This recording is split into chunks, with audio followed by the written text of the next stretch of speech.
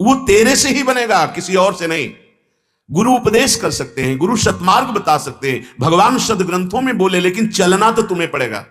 और तुम जीवन में चले नहीं, तुमने कभी नाम नहीं जप किया, अब किसी तरह तुम्हारा कल्याण नहीं हो सकता। पक्का समझ लीजिए, किसी को परम पद किसी के पिंडदान से नहीं हो जाता है, अंत्येष्टि संस्कार से परम पद नहीं मिल जाता है, वो जीते जी चिंतन करने से मिलता है। तभी भगवान आज्ञा कर दे, अभ्यास योग युक्तेन चेतसानान निगामिना। तुम ऐसा चिंतन का अभ्यास करो, एक क्षण नाम विस्मरण न हो, मेरा विस्मरण न हो। जीवन भर भजन नहीं किया, अब उनके पधारने पर खूब लड्डू बटवाओ, राधा नाम सुधारसम तो पाया नहीं, तो कौन कौन सी दुर्गति होती जीवों की, ये सत्य मानिए। जैसे आपको लगता है कोई नर्क नहीं, तो आप बोलो यहां कोई जेल नहीं। मनमानी आचरण करोगे, कानून के विरुद्ध करोगे, पकड़े जाओगे, और जब सजा होगी और दंड मिलेगा तब तुम्हें पता चलेगा।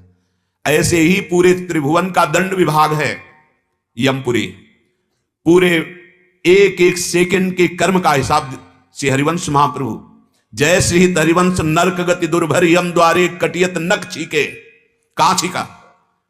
अगर अशुद्ध जगह कर दी तुमने छीके तो नाक काट ली जाएगी, ऐसा दंड है। आप इशारा दे रहे कि आपने अंगुली उठाई किस लिए? एक अंगुली उठाने का भी आपके कर्म का फल है। फिर ये बड़े बड़े पापाचरण, ये तो बहुत बड़ा स्टॉक है, जन्म जन्म लग जाएंगे पर उनको भोग नहीं पाओगे।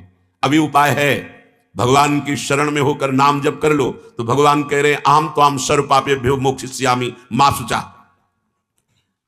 जब एक बहुत बड़े महात्मा मांडव्य ऋषि तपस्या कर रहे थे, हाथ उठाकर निरंतर मंत्राकार वृत्ति, कुछ चोर लोग राजा के खजाने से धन चुराया और भागे। राज कर्मचारी उनके पीछे लगे। उन्होंने देखा महात्मा का आश्रम है, यहां छुप जाए तो शायद राज कर्मचारी यहां ना देखे, और वो अंदर गए, संपत्ति वहां छुपा दी और स्वयं छुप गए। कर्मचारियों ने ढूंढ लिया, किसी ने बताया, अभी जो भागती हुई गए महात्मा के आश्रम में गए, चोर भी मिल गए, सामान भी मिल गए, जो संपत्ति थी। पक्का विचार किया कि महात्मा नाटक कर रहा है। मांडव्य ऋषि प्रसिद्ध महात्मा है, वो सत्य तपस्या में लगे थे, उनको बंदी बना लिया। उनको होश ही नहीं है, वो तो समाधिस्थ है। राजा के सामने पेश किया गया, जैसे कोई नशे में हो ऐसे हैं वो। जाओ इनको शूली की सजा चढ़ा दो। शूली एक भाले के आकार का, आसपास खंबे, उन खंबे से चढ़कर दो आदमी ऐसे गुदा द्वार से छोड़ दे। वो गुदा द्वार में ऐसे घुस जाती, जितना घुसा वो तड़पते हुए कितने घंटों में दिनों में मरेगा उसकी सामर्थ्य। बहुत ही कष्टप्रद ये प्राणदंड की सजा होती थी। जे ही शूली गुदा द्वार पे, अब उनको चेतना आई, पद्मासन लगाकर बैठ गए। वो तो महायोगी थे। अन्य जो अपराधी थे वो तो तड़प कर मर गए। जब कोई अन्य अपराधी